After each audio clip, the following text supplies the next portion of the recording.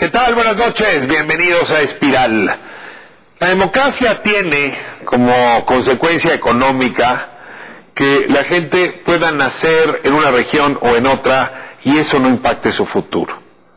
Dicho en otros términos, que no importa dónde la cigüeña nos deje, que el esfuerzo propio te lleva a ascender en la estructura social si trabajas, si estudias, o a descender si no te esmeras en que te vaya bien. Sin embargo, nuestro país tiene un problema serio. La cigüeña lo determina casi todo.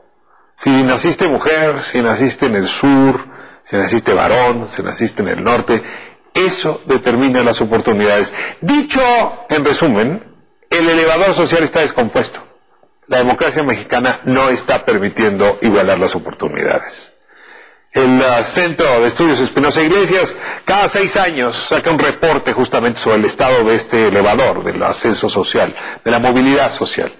Vienen ahora justamente sus investigadores a presentarnos este reporte. Si quiere usted saber dónde van a estar sus hijos y sus nietos en el México que viene, si no cambiamos, no se pierda Espiral esta noche. Movilidad social. Comenzamos.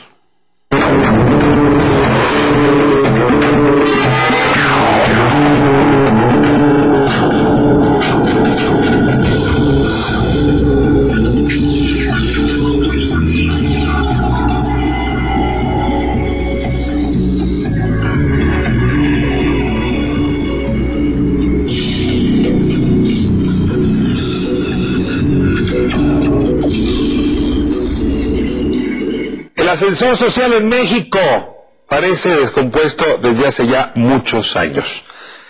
El Centro Espinosa Iglesias, lo decía hace un momento, le ha dedicado tiempo a explorar justamente el fenómeno de la movilidad social. Les doy la bienvenida a quienes han venido trabajando y estudiando el tema, y ahora además hay nuevo reporte, nuevos datos. Lo anuncié hace un momento, me da muchísimo gusto tenerles aquí. Como esta edición aquí en Espiral, les voy a pedir que se presenten ustedes. Roberto Vélez Grajales, comenzamos contigo. ¿Quién eres y por qué estás aquí? Bueno, antes que nada, muchas gracias por la invitación. Estoy encantado de regresar. Soy el director ejecutivo del Centro de Estudios Espinosa Iglesias. Y como ya lo has dicho, el centro tiene muchos años trabajando en el tema de movilidad social, y a mí en lo particular me ha tocado coordinar ese proyecto desde el año 2010 más o menos, y es algo que a mí me encanta porque empató perfectamente con mis objetivos profesionales y en términos de ideales, ¿no? Es decir, este problema de la desigualdad estructural que tenemos en México siempre estuvo en mi mente, y esta es una buena manera de poder atajar el problema.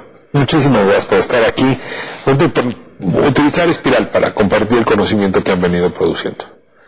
Rodolfo de la Torre, de nuevo, aquí está tu casa, qué gusto tenerte. Un gran gusto también estar nuevamente.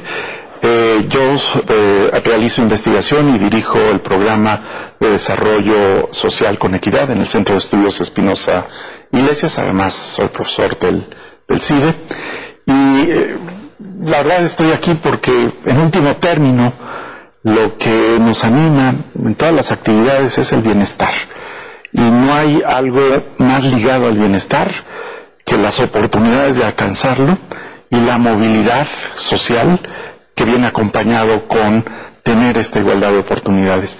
Y eso es lo que hay que empujar, y ese ha sido mi interés durante todo el tiempo que he dedicado a realizar investigación aplicada. Eres de las cabezas mejor amodeladas para la evaluación justamente en materia de oportunidades, en materia de condiciones materiales, de pobreza, de desigualdad. Así que sí nos va a ofrecer hoy tu presencia de manera larga, y sobre todo responder una pregunta: si las políticas de este nuevo gobierno pueden o no reconducir las cosas en una dirección distinta, pueden resolver muchas de las frustraciones que en este programa has planteado en otras épocas. Mónica Orozco, qué gusto tenerte aquí. Pienso en ti, pienso en métricas casi de inmediato. Muchas gracias, Ricardo, por la invitación.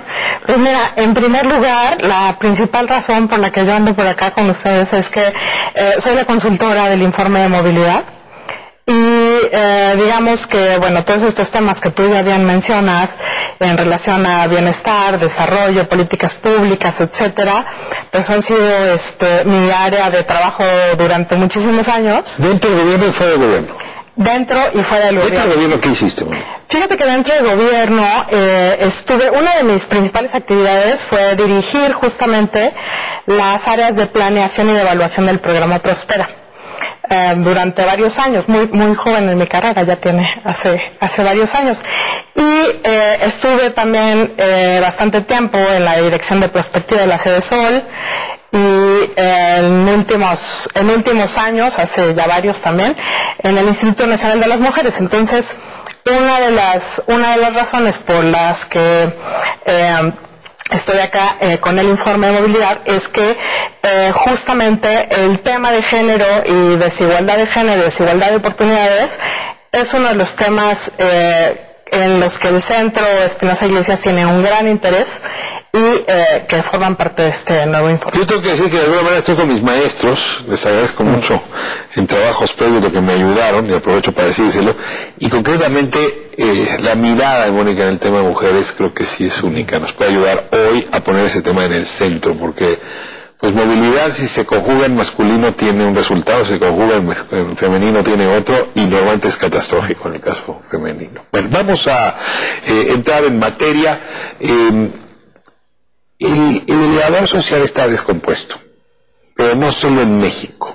O sea, pareciera que hay un fenómeno global donde un ascensor que de la guerra hasta los años 80 más o menos empezó a llevar a poblaciones que viven en los primeros pisos, catapultarlas hacia otras partes de la estructura social, se detuvo. Y en ese sentido, pues México no fue excepción.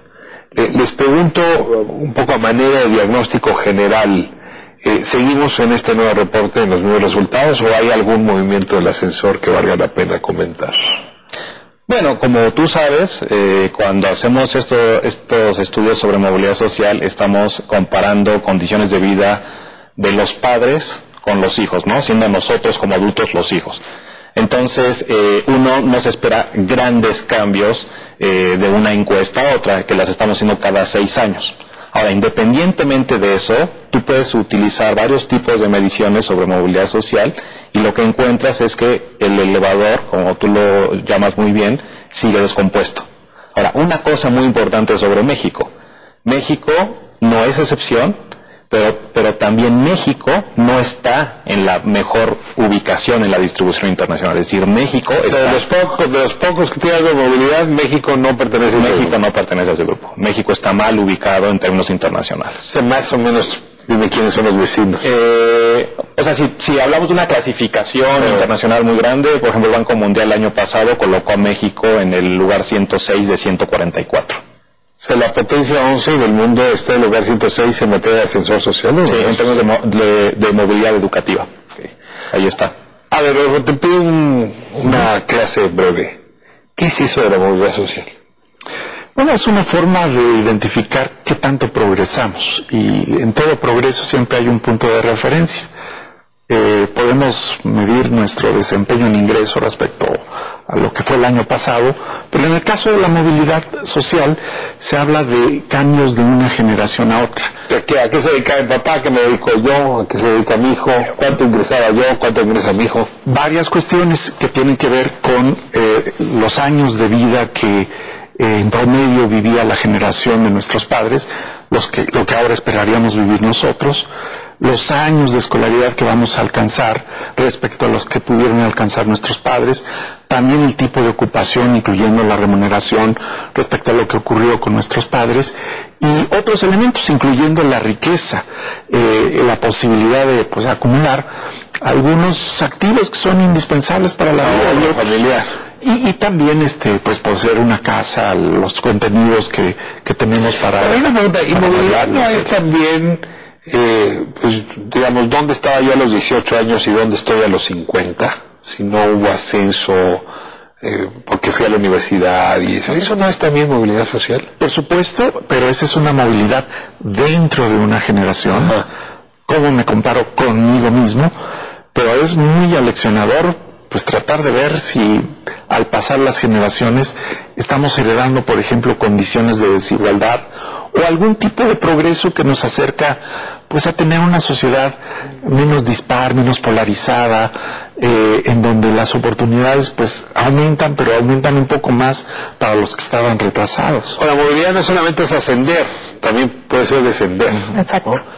Si no me equivoco, Mónica, nuestro país, y nuevamente no es de excepción, tiene algo de movilidad, ¿no? Digamos, de abajo hacia arriba si eres varón, pero hay bastante movilidad de arriba hacia abajo si eres mujer y de pronto pierdes a tu marido, a tu papá. Es decir, sí está muy ligada la movilidad de la mujer todavía a su dependencia con los varones.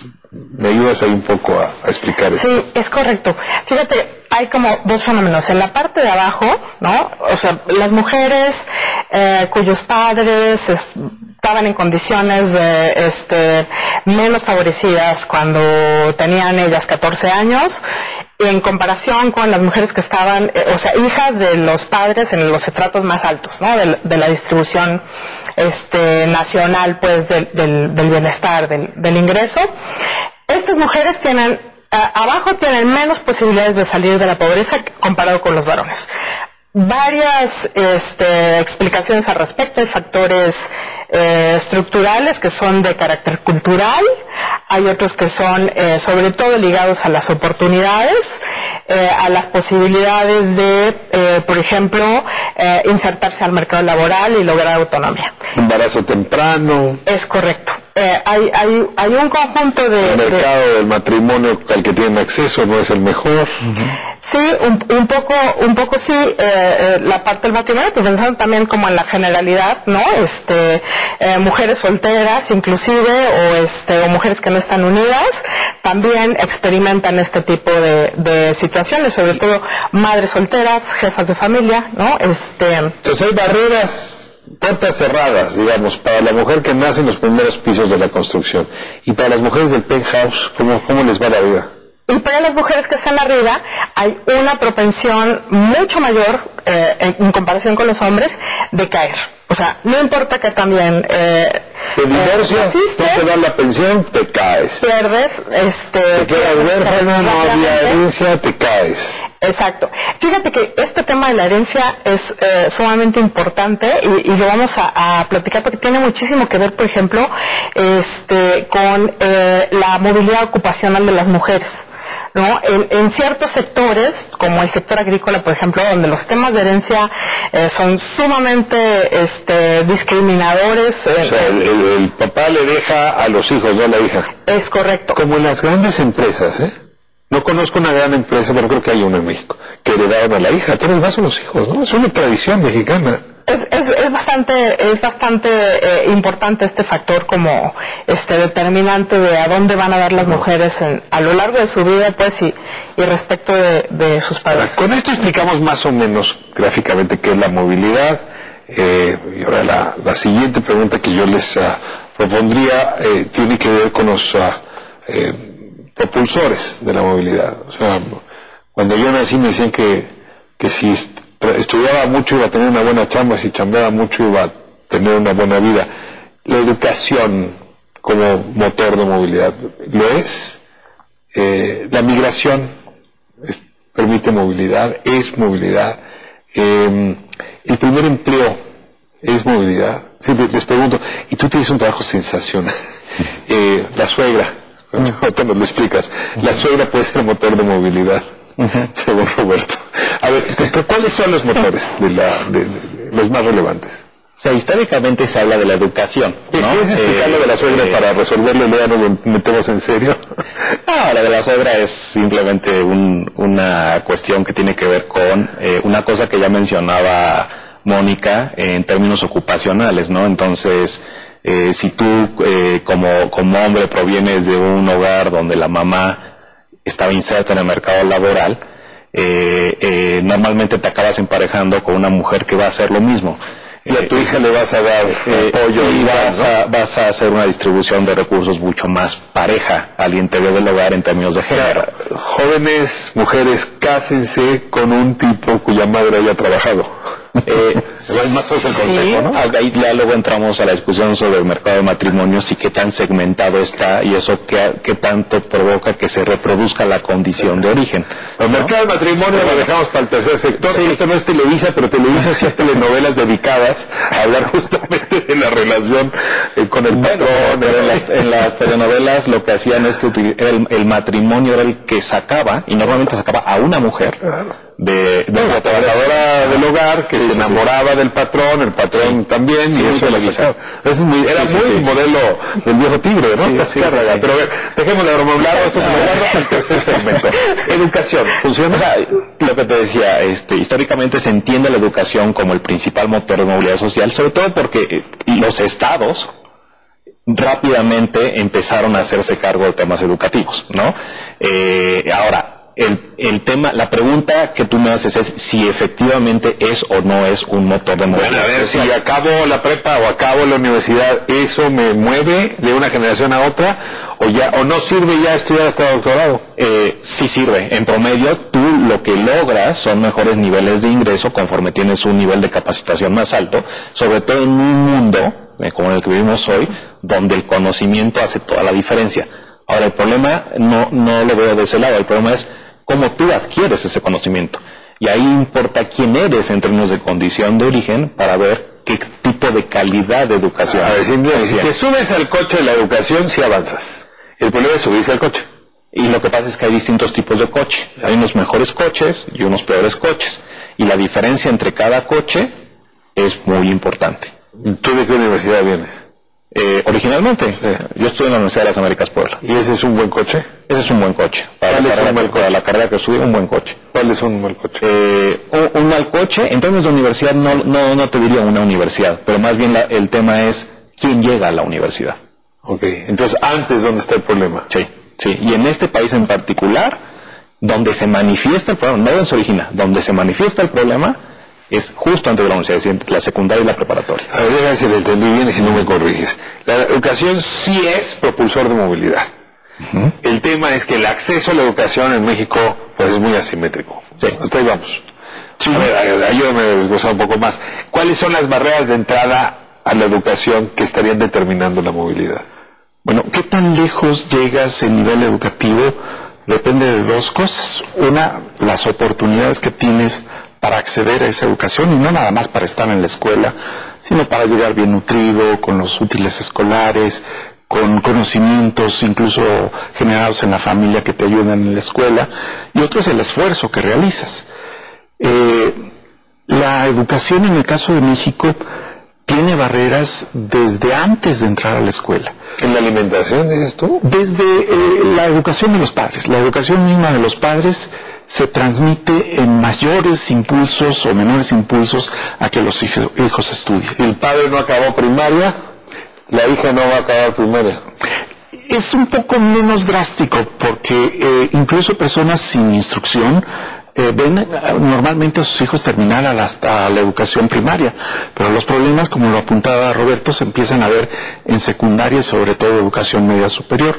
Hay que decirlo, la educación primaria en México sí es un motor muy importante de movilidad social cuando ves que los hijos de personas con mucha o con poca instrucción realmente cursan ese nivel, pero se empiezan a atorar en los... La primaria sí nos iguala, la secundaria no.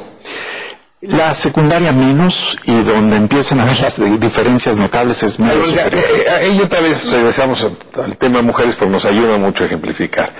Es decir, ¿qué tipo de papá hay que tener en este país para que una mujer acabe una carrera universitaria? ¿Y qué tipo de papá hay que tener para apenas acabar la secundaria o la primaria? Bueno, pues mira, en términos ya un poco más entrándole a los datos, necesitas tener un papá que por lo menos haya terminado la secundaria para que tengas un poquito más de chance para llegar a la educación media y la superior. En términos si tu papá terminó la primaria, tú apenas como mujer vas a acabar la secundaria. Si acabó la secundaria, probablemente sí alcances a pegarle a la universidad. Probablemente alcances a llegar, pero como decían, o sea, la proporción es muy baja ¿no? Si te comparas con otros segmentos de población, por ejemplo, las hijas y los hijos de padres que tienen educación universitaria, bueno, pues las diferencias son abismales, ¿no?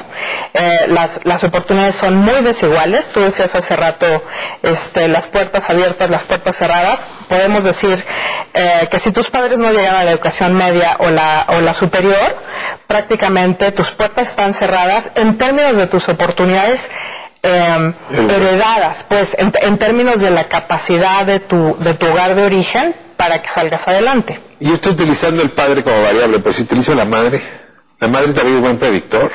Sí, también. La mamá terminó secundaria, el hijo termina preparatoria, independientemente de lo que haya estudiado el papá.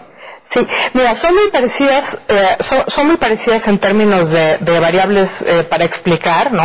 Cómo te va a ir en la vida, pero sí hay una diferencia. Hace rato comentabas con Roberto, ¿no? Esta propensión a tener como una mayor posibilidad de aceptar el intercambio de roles. Lo mismo pasa en la educación, ¿no?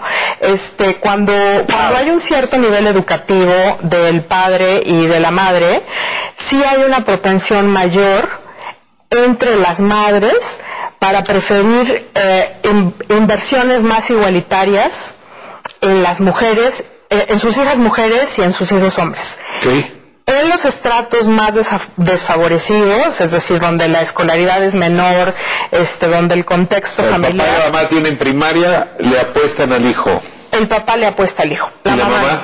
La mamá no tiene preferencias muy similares por los hijos que por las hijas. ¿Y quién de los dos determina dónde va el dinero? Pues es que eso está muy relacionado también con la parte de la autonomía en la generación de ingresos. Por ejemplo, si tú tienes madres trabajadoras, ¿no? Mujeres que fueron pues parte activa en la generación de ingresos, ellas pueden decidir. Sus posibilidades de decidir son mayores. Si tú tienes mujeres también que tienen como tú decías hace rato, puertas abiertas, oportunidades pues de inclusión financiera o de otro tipo de mecanismos, entonces tienes mujeres que pueden decidir invertir de manera igualitaria en sus hijos y sus hijas. Pero vamos a corte, de regreso, un par de preguntas que les dejo sembrado.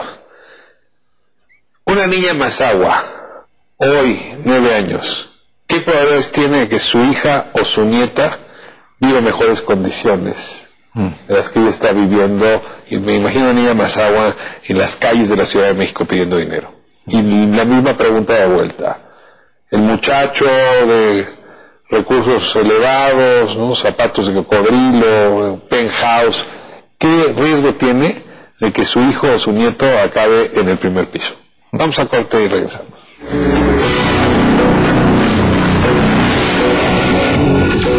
En Espiral, hablando del ascensor social, de la movilidad social, y plantearles un diagnóstico. México, según reportes que ustedes presentaron antes, tiene indicadores de movilidad, digamos, bastante buenos o muy similares a otros países. Si uno piensa en la sociedad como si fueran 10 pisos, y como entre el piso 4 y el piso 8 la movilidad es muy buena. O sea, hay gente que nace en el 4 y va al 8, hay gente que nace en el 8, cae en el 4, más o menos con la misma dinámica que uno observaría en otras sociedades. El problema es haber nacido en los pisos 1 y 2, o la ventaja de haber nacido en los pisos 9 y 10, porque ahí sí es muy difícil cruzar la puerta y subir. A ver, ayúdame a explicar esto, porque hay una parte que funciona, es como si el edificio funcionara muy bien el ascensor en el piso 4, digo, normalmente los ascensores tienen que funcionar en el piso 1, funciona bien el piso 4, pero no funciona bien el piso 1, ¿por qué? Es una cuestión de distancias, básicamente, es decir, la distancia entre los que están más arriba y los que están más, y los que están más arriba con relación a los que están en medio y con relación a los que están hasta abajo, es muy grande. La distancia de los que están hasta abajo con relación a los que están en medio y los que están arriba es muy grande. La distancia entre los que están en medio no es tan grande. Entonces, los pisos de en medio están más comprimidos. Están más comprimidos. Entonces, pero para entender eso... Casi no necesitas el elevador, con la pura escalerita subes. Sí, o sea, para entender eso, a mí me gusta la idea de las distancias, pero también siempre cuando pensamos en movilidad debemos pensar en las dos nociones de movilidad. Es decir, una cosa es la fluidez en términos de posiciones, si se ocupa el lugar de 1, 2, 3 o 4, y la otra cuestión que la que tienes que pensar es en los niveles de vida, ¿no? Entonces, tú puedes tener mucha fluidez en medio, lo cual no implica que seas una clase media del nivel de bienestar que tiene una clase media en un país de estado de bienestar como la Noruega. O sea, la clase media mexicana no está tan... Esa es medianita. Es medianita con medianita la clase media noruega viaja todos los años un mes de vacaciones. La clase media mexicana quizás 6 días a Acapulco. Y esa clase media escandinava representa el 85-90% de la población y la mexicana, pues no necesariamente. 40-35%. Y eso Rodolfo nos lo puede contar porque lo ha calculado. Ayúdame a entender distancias, voy a ponerle números. Primer piso, una persona en el primer piso anda como en 77 pesos diarios. Quizás menos, porque estamos hablando de la pobreza más un extrema. niño del primer piso anda en menos 77. Sí, cuando más en 40 pesos posiblemente. Hay una gran pobreza en el primer nivel. Si te arroja la pregunta en el piso 5, ¿no? Ahí en la clase media, ¿como cuánto andará el ingreso diario de ese niño? Estaríamos en el promedio nacional, entonces más o menos unos 10,000, entre 10,000 y 15,000 pesos. Mensuales. Estamos hablando. Pero es por familia, entre 3.7, entre 30 días. O sea, sí, por supuesto. Sí, habría que convertirlo a personas, y en personas yo creo que estaríamos hablando de, pues, algo así como unos 3,000 pesos mensuales también. Más o menos, por persona. Sí. Okay. Así es. Es lo que estaría ganando y contra 2,000 pesos más o menos, no menos. No menos, sobre 700 pesos, para ponerlo mensual. En el primer piso, ese niño tiene 700 al mes. En el quinto piso, ese niño tiene 3,000 pesos al mes. Sí. Esa es la distancia. Sí. Y en el último piso, sí estamos hablando de un niño que andaría ahora sí sobre 15,000, 20,000 pesos al mes. Así es. Esa es la distancia. Esas son las distancias. Así es, sin contar el penthouse minúsculo que hay hasta arriba. Que bueno, eso ya es incontable, ¿no? Exactamente. Eso como 2 millones de pesos diarios. Por ejemplo. Sí. Okay. Esa es la manera de contar. Ahora, yo lo estoy contando con ingreso, pero ustedes lo ven con otros indicadores. O sea, la diferencia en salud, la diferencia en educación, la diferencia en infraestructura. ¿Cómo medir esas distancias? ¿Cómo las miden? Sí, o sea, por ejemplo, en la educación, que ya lo mencionaba Mónica en el bloque anterior, si tú comparas la probabilidad que tiene una persona que tuvo un padre sin instrucción, para que ésta pueda lograr educación superior, contra alguien que sí tuvo padres con educación superior, la distancia es 13-1. 13-1. ¿No? Esa es la distancia. O sea, si me pongo a jugar dados, mi ventaja es de 13 veces sobre ti. Sí, así, ¿no? O sea, la cigüeña lo decidió todo. Todo, ahí es donde tú te das cuenta de que individualmente no se pueden resolver las cosas. Es decir, el individuo obviamente importa, existe este componente de esfuerzo, pero esta lotería de la vida... A ver, yo me acuerdo, y si me equivoco me corriges, de alguna encuesta donde ustedes preguntaban las razones de la circunstancia económica de las personas, y la gente explicaba, bueno, porque a Dios así lo quiso. Porque a las preguntas... Sí, ¿por qué estás en el piso 1? Porque Dios así lo quiso. O porque pues no soy lo suficientemente trabajador, o porque no le echo suficientemente ganas. O sea, cosas que tenían que ver no con la estructura de nuestra sociedad, que es asimétrica, sino con las características de la persona. Claro, la verdad ha cambiado. Mira, esa pregunta no la hicimos en esta encuesta, hasta donde yo recuerdo, pero si hablamos sobre el resultado de esa pregunta, cuando sí la tuvimos, nosotros diferenciamos entre cuestiones que son responsabilidad del individuo y cuestiones que están fuera de las posibilidades de control del individuo, ¿no? Y lo que te dabas cuenta es que está normalizada esta idea de que la gran parte de las situaciones son una responsabilidad individual, ¿no? Entonces dices, tú les preguntas, ¿no llegaste a este nivel educativo, por qué? Y en un promedio importante te van a decir que por ellos, por flojos, ¿no? No le eché ganas. No le eché ganas, ¿no? Entonces se le puede reconocer que hubo necesidad de trabajar en casa. Sí. Ahora el papá te pidió que te fueras a... Eso yo lo veo como un gran bono. Porque tú la posibilidad que tienes como país, es decir, si la gente está asumiendo la responsabilidad, entonces lo único que hay que hacer es dar la vuelta, ¿no? Pero establecer las condiciones para que puedan hacerlo, ¿no? Entonces, yo no veo negativo el sentido de la respuesta, porque entonces lo que tú tienes ahí es un espacio de oportunidad importante como país. Aparte de la educación, ¿qué otras variables tú pones como centrales para la movilidad, en las que son determinantes, digamos, de la movilidad? Pues mira, la consecuencia directa de la movilidad educativa es la posibilidad de insertarte de manera adecuada en un mercado laboral, ¿no? Que te dé un buen puesto de trabajo con un mejor ingreso.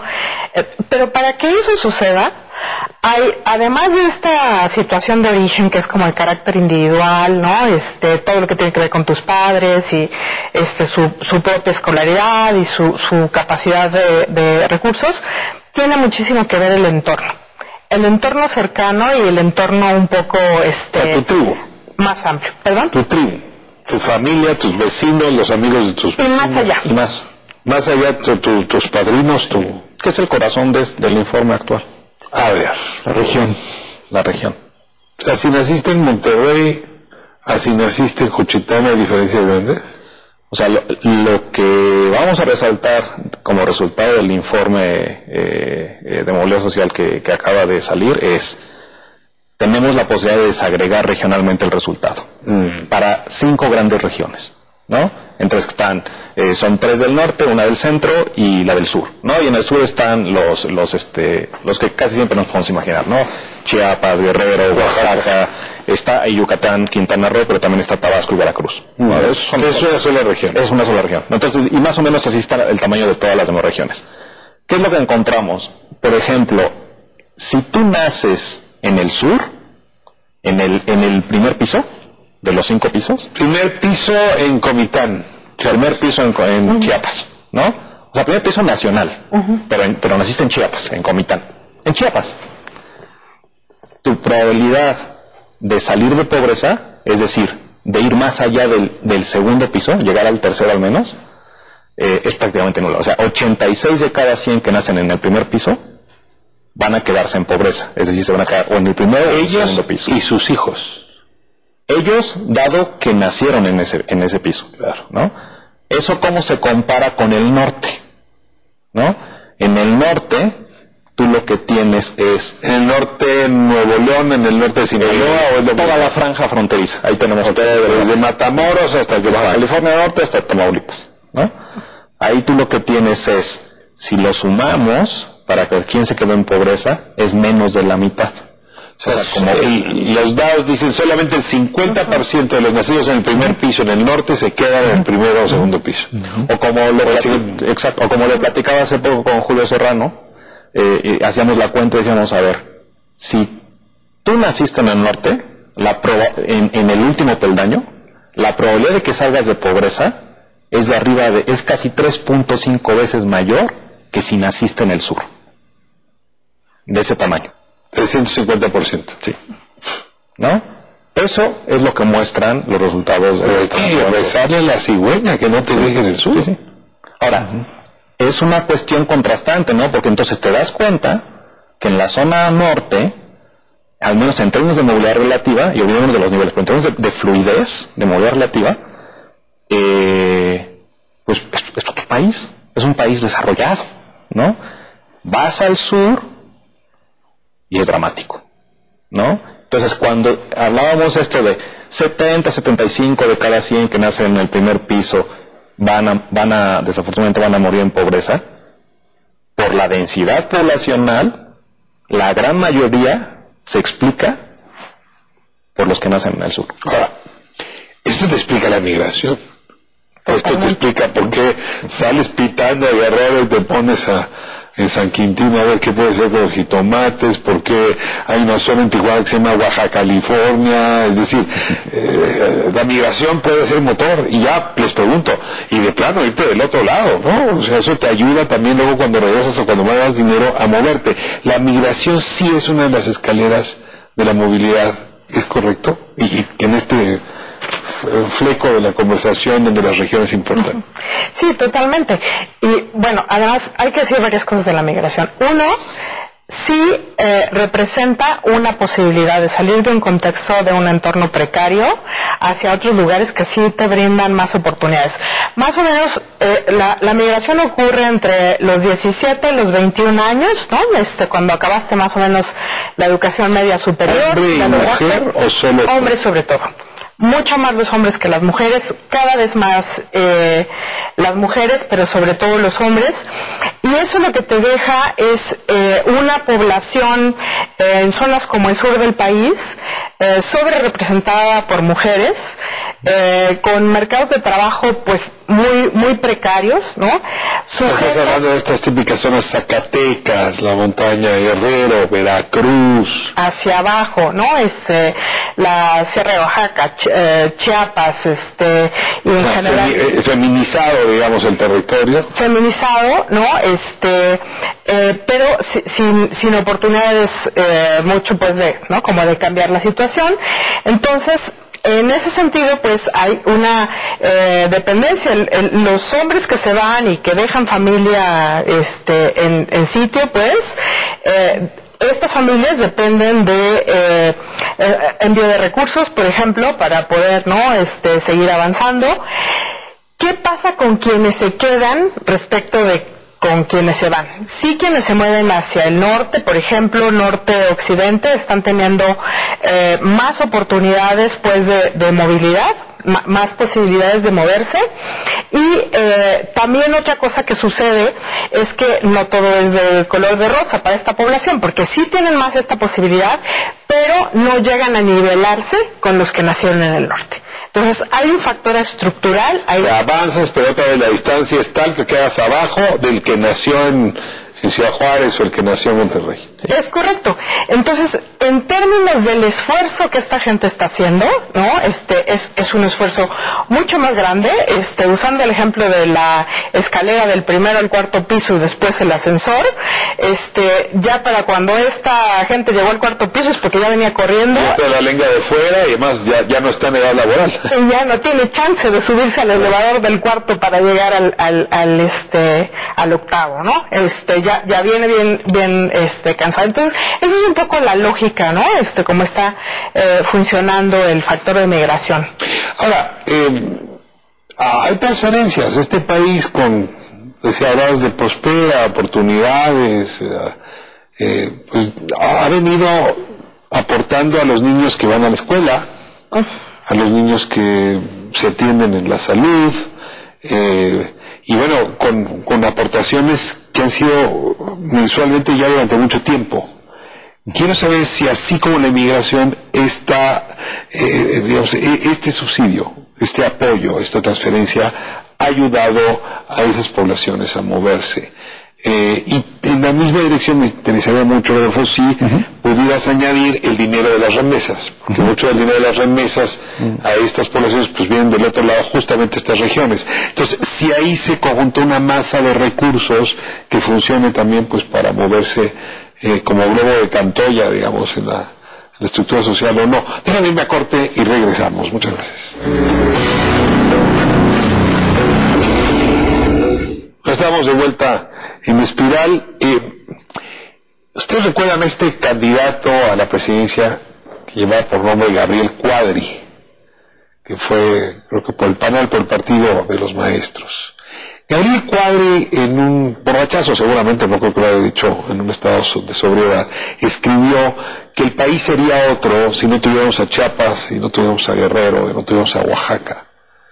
Lo que están ustedes diciendo es que Cuadri en algún lugar tiene razón, o sea, los números serían distintos. Es inmoral lo que estoy diciendo, pero hay algo de lo que ustedes están diciendo que hace sintonía con este asunto. A ver, les pregunto, Rodolfo. No, digo, por supuesto que eso no es razonable, porque no se trata de que algo integral al país pues lo amputes, sino que lo integres y lo sanes en todo caso. Pero ese es otro asunto. Yo quería, para poder contestar tu pregunta, introducir un elemento que no ha sido mencionado suficientemente, y es que otro de los factores cruciales para la movilidad social es la salud, y parte de la salud mezclada con la educación en lo que podríamos llamar la educación inicial, la educación entre 0 y 3 años, que está mezclada con la estimulación de los niños, su socialización, en fin, el desarrollo neuronal, pero también de interacción con otros. Y es tan importante que los efectos se van a la escuela, pero también al mercado laboral, décadas después. Tuviste condiciones nutricionales, sanitarias y educativas entre los 0 y los 4. Y la estimulación del sistema neurológico de los niños, que es también muy importante, ¿no? Y es algo que ocurre en los primeros meses y en los primeros años, antes incluso de la educación preescolar. Y lo quiero enfatizar porque ahora que mencionas las transferencias, pues hay cosas que las transferencias pueden hacer, que es compensar por las desventajas económicas que tienen las personas y que son una realidad y que también están detrás de que abandonen la escuela, de que no puedan cuidar su salud. Pero hay cosas que las transferencias monetarias no pueden hacer.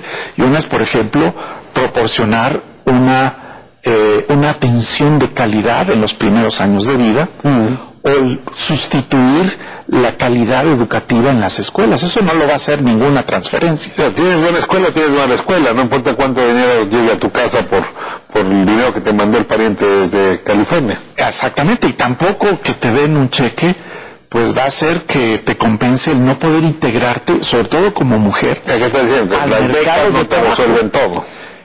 Y cosas cruciales, por ejemplo, la integración de la mujer al mercado de trabajo no depende de que tengas un poco más o un poco menos de dinero, sino, por ejemplo, los cuidados que tenga el Estado a los niños, a los enfermos, a aquellos que normalmente están siendo atendidos por mujeres y que les representan una carga.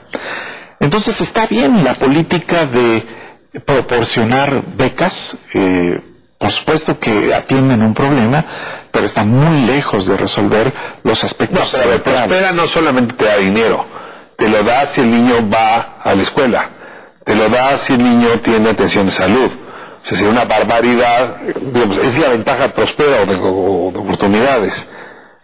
Bueno, porque está en proceso de desaparición. Sí, Prospera ya ha sido anunciado que va a ser sustituido por las becas Benito Juárez y está el proceso ya muy avanzado. Por las becas Benito Juárez, punto. Así es, y y el enganche con la salud. A ver, yo recuerdo mucho con la zona Rarámuri, cómo ayudó a que, pues en efecto, los padres llevaran a los hijos a la escuela y desde luego a las vacunas y a la clínica, porque a cambio de eso pues recibían el apoyo. ¿A poco eso ya se acabó? Eso ya no está como parte de los componentes nuevos del programa. Y ya está anunciado, así, perdón, me hemos enterado, estoy dejando frío, pero sí. Es una... A ver, Mónica, no. Sí, no, eso ya no es parte del programa en la actualidad, el componente de salud. Ya no está esta parte, digamos, de corresponsabilidad entre las familias para la entrega de las becas y de los apoyos. Está esta parte de desarrollo, digamos, temprano, que era de vigilancia nutricional y del crecimiento de los niños. Ya no forma parte del programa tal cual está a partir de este año. Y se van a recibir becas para los niños. Los Benito Juárez no son para los niños. Son para los niños, pero digamos que van a ser mucho más restringidas en términos de su alcance que Prospera. Sí, un poco lo que se hizo fue reubicar recursos. Se ampliaron mucho en el componente educativo, pero sobre todo para el sector de la educación media superior y ¿Pero qué haces con los niños? ¿Educación temprana? Eso no forma ya parte. O sea, ¿los niños ya no son parte central de la política social de transferencias? En el caso de Prospera en particular, no.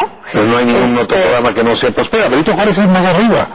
Sí, educación básica y sobre todo educación media superior. Siguen recibiendo una parte de recursos, pero hicieron como una reducción. Antes, si tú tenías 3 niños asistiendo a la escuela, tenías una beca para los de primaria, una beca para los de secundaria. Ahora lo que hicieron fue hacer como una bolsa y destinar una cantidad única por niño entre la edad de 0 y hasta la edad de la secundaria. Entonces, pero bueno, acá la parte importante es cuáles son los mecanismos alternativos que va a haber para cubrir, digamos, esa atención que se está dando. Y un poco pues lo que ya hemos venido comentando es no se ve todavía, ¿no?, cómo se vaya a abordar. Estamos modificando la política que se llevaba. Esto es casi tema para otro programa, me están dejando muy impresionado, pero me quedo en el tema de movilidad social. Si tú a ese recurso le quitas el componente salud y el componente educativo, no hay movilidad social, o sea, hay subsidio, te sirve para medianamente mantener niveles de consumo, pero eso no te lleva a que la siguiente generación viva mejor, ascienda en la escala, llegue al piso 4, ascienda hasta el penthouse. Sí, o sea, yo creo que sí es tema para 3 programas, más, ¿no? Pero yo quiero recuperar tu primer comentario. O sea, si quieres regresamos a eso, pero yo sí quiero recuperar tu primer comentario que tiene que ver con eso de la potencial amputación de algunas entidades federativas para deshacernos del lastre, entre comillas, ¿no? De hecho, el comentario del Cuadri. Sí, ese es el comentario. O sea, de hecho, en nuestro informe, el título que lleva es Hacia la igualdad regional de oportunidades. Es decir, lo que nos está explicando en buena medida estas diferencias abismales entre lo que observamos en el norte y en el sur en términos de opciones de movilidad social se explica de manera muy importante por la desigualdad de oportunidades. ¿Y qué significa desigualdad de oportunidades? Y en el bloque anterior comentamos algo al respecto, es decir, aquellas cosas sobre las cuales las personas no tienen control en su vida, ¿no? Entonces, ¿qué cosas sobre las cuales no tienes control en tu vida pesan más para el logro? Lo que está sucediendo en México es que esta desigualdad, ya sea entre las personas o entre las regiones, se está explicando en buena medida por razones sobre las cuales las personas no tienen control. Claro, ¿no? Entonces, cuando te dicen, es que la desigualdad de resultados es el resultado del esfuerzo, sí, es el resultado del esfuerzo y de la desigualdad de oportunidades. ¿De qué tamaño sería la desigualdad de resultados si no hubiera desigualdad de oportunidades? Sería menor. Y lo que estamos encontrando en el informe es que una proporción muy importante de la desigualdad de resultados se debe a la desigualdad de oportunidades. Pero viene la siguiente pregunta obvia, pues ¿qué tiene Monterrey que no tenga Chiapas? Cualquiera podría decir de 1000 cosas, el Cerro de la Silla versus las lagunas, pero ¿qué hay? ¿Por qué Chiapas? A ver, mira, te lo pongo siguiendo la analogía que me parece muy importante de Roberto. Imagínate que vamos en un avión moviéndonos, pero a uno de los motores no le das una línea de combustible, no le das mantenimiento, no le tienes cuidados, y lo que piensas es, bueno, pues si corto ese motor, pues voy a ir más ligero y con el que me quedo muy rápido, ¿no?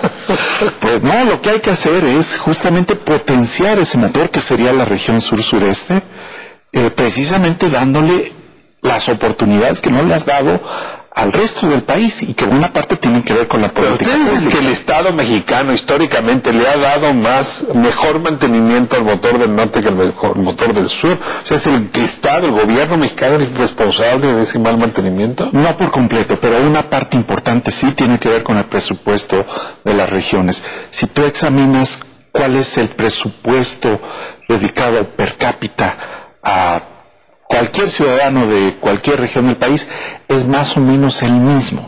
Lo cual quiere decir que aquellos que tienen más necesidades no se las estás reconociendo ni les estás dando lo necesario para desarrollar más a los que menos tienen. Exactamente. Y si no le estás dando eso, pues estás desperdiciando un potencial de crecimiento, de movilidad para el país en su conjunto, nada más para ese lugar. Ahora, ese presupuesto es en salud, ese presupuesto es en educación. ¿Qué más tiene de particular nacer en Hermosillo versus nacer no sé, en cualquier población de Guerrero, en Tlapa, Guerrero? Sí, mira, es que yo veo, o sea, sí hay una responsabilidad muy importante, pero no todo es una responsabilidad solamente de gasto de gobierno y de inversión de gobierno. O sea, yo creo que hay una responsabilidad muy grande en términos de facilitar la inversión complementaria proveniente también de fuentes privadas. Eso sí sucede en el norte, que no sucede en el sur. Entonces, complementas con recurso privado la inversión pública. Totalmente. ¿En qué temas? escoge el que quieras, en todos es posible hacer, pero a lo mejor en los grandes temas que tienen que ver con infraestructura, por ejemplo, generación eléctrica, que tienen que ver con vías de comunicación, ¿no? Que son como los tradicionales de inversión privada, pero también están estos otros temas que son más de carácter social, ¿no? Y a los que los recortes presupuestales que hubo en este primer año de nuevo gobierno, lo que nos dicen es, bueno, se te vino a la mitad, por ejemplo, la inversión para estancias infantiles, ¿no? Bueno, todo este tema del sistema de cuidados, visto desde el punto de vista de la movilidad y de las oportunidades y posibilidades que van a tener estos niños, nuevas generaciones, de salir adelante, es importantísimo. Pero tú tienes que verlo de manera integral también. O sea, el tema de los cuidados infantiles y también de otros grupos de la población que necesitan cuidado, pero los infantiles tiene todo que ver con las posibilidades de las mujeres, de estas mujeres que justamente ya recibieron becas educativas, que ya lograron acabar la educación media superior, o inclusive la educación profesional, y que no tienen la posibilidad de salir. ¿Cómo resuelves eso? Puedes hacerlo con inversión pública, puedes hacerlo facilitando también la inversión privada, no solamente debes hacerlo fortaleciendo el rol rector del Estado, sobre la forma de construir un sistema completo de cuidados, ¿no? Es una política de esa naturaleza, inserta como parte de la protección social, tiene muchas ventajas en muchos sentidos para muchos sectores de la población. Les voy a dejar un minuto cada quien para conclusiones. Me quedo con las de Mónica finales y adelante.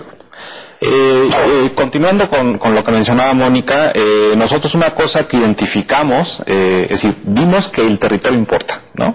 Ahora, también reconocemos que tenemos que explorar mucho más, ¿no? ¿Qué es lo que está sucediendo allá adentro?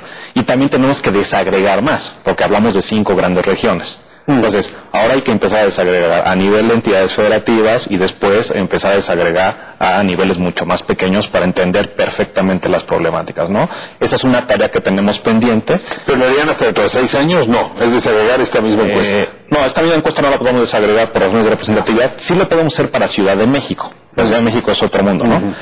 Sí lo vamos a hacer para Ciudad de México, y yo creo que el próximo año vamos a lanzar un informe particular sobre Ciudad de México con base en esta encuesta. Si yo quiero hacerme de ese informe, ¿dónde lo puedo conseguir? De manera gratuita en la página del CEI, www.cey.org.mx, ahí lo van a encontrar, se van a meter a la página y es lo primero que van a ver. Cierras, Orfo. Bueno, pues tenemos ahora información que nos habla acerca de la importancia de la movilidad diferenciada a nivel territorial.